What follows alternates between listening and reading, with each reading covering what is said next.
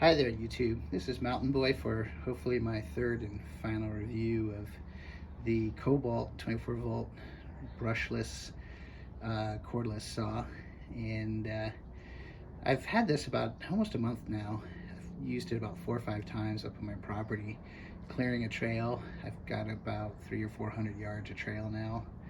And where I'm cutting, maybe up to about 5-inch white oak trees, processing it into firewood, cutting brush, taking out a root here and there. I'll just kind of give you an idea of how I've been using it. I do appreciate the saw a lot, and I kind of want to say that first of all, especially when we kind of get to the conclusions, with the saw. And I'll say kind of the pros of it are, again, the form factor is great. It's small, it's easy to carry one-handed. I can maneuver it, control it very easily in the underbrush. I can reach into tight spaces with it. If I'm in my vehicle, it just kind of fits in the back of the car to where, if I just want to, tuck it in there just in case, it's easy to do so. But, I'll say the biggest issues I've had with it are if you're going to kind of use it consistently, like its longevity and its ease of long use are the issue. Now, I've gone up and I've gone through a number of, where I've used 2 or 3 battery charges, and what happens is this comes loose. This is the primary attachment of the bar to the saw. And what happens is this rattles loose and you start to get some play in the bar, and then this is kind of what results. And you can kind of see here, I'll take the bar off. You can kind of see here, there's like these lugs that the bar sits on, and you start getting that starts buttering. I think also, I wonder if this kind of heats up a little bit, with use, and so it gets a little bit more pliable. Also, when you go to kind of put this back in out of the bar, not there, it's easy, but getting this back in is also difficult. I'll also say that this is the chain tensioning system, which essentially runs a screw in there that runs this pin. You can see it there, which matches up with that hole. This is really difficult when you're putting the bar back on to get all that to line up in the field. It's like you got to play with it. It's very difficult to kind of modulate as you're going. And again, with the vibration, it comes loose.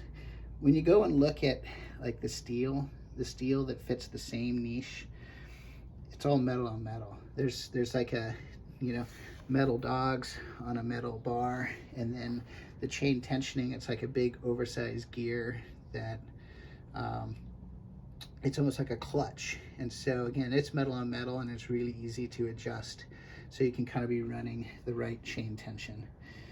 The other issue with this is longevity. Again, and I'll talk about longevity too. For use, it's a 12-inch bar.